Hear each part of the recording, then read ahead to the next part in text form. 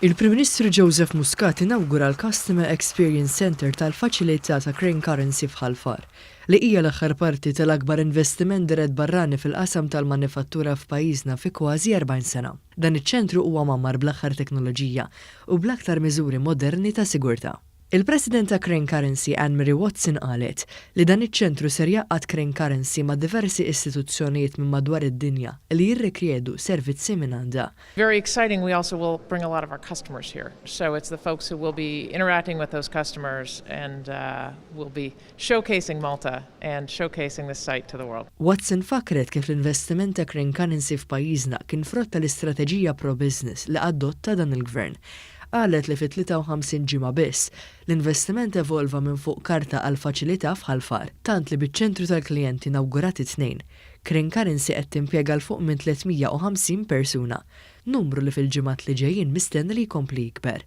We have actually hired a lot of the team that will be working out of this space over the last year. We're just over 350 now for the facility. There's probably another 20-25 coming in for this part of the facility. Fid-diskors tiegħu il-Prim Ministru qal li l-faċilità ta' Crane Currency f'Ħalfar hija l-iżjed faċilità avvanzata tax-xorta tagħha fid-dinja bħalissa. Huwa saħaq li Crane Currency ħolqot bżonn ġdid għall-industrija li kienet qed totur. Crane has not only set up its operations from the ground up and installed top-of-the-range equipment to carry out its activities. It has created a need for an industry that was wilting. Għalli għal-bidu, il-pjan kien li tħaddem 200 persuna, għad sinifikanti iżda llum dan in-numru kważi rdoppja. Dr. Muscat qal li din l-industrija f'pajjiżna qed toħloq xogħlijiet ta' kwalità. Saħa iżda li pajjiżna jrid ikun lesta loqsma emerġenti, speċjalment fil-qasam tal-manifattura. Għal daqstan ser ikun hemm sforz fis-settur edukattiv sabiex la darba dawn it-teknoloġiji jibdew joffru iżjed opportunitajiet ta' xogħol.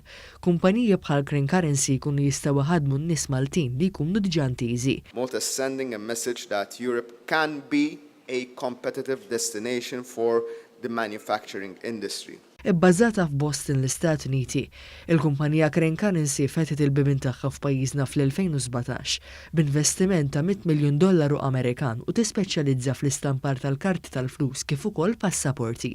L-industrija tal-istampar tal-flus Malta llum kollox tħaddem aktar minn 800 ruħ, meta mqabbel ma' 575 sitt snin ilu.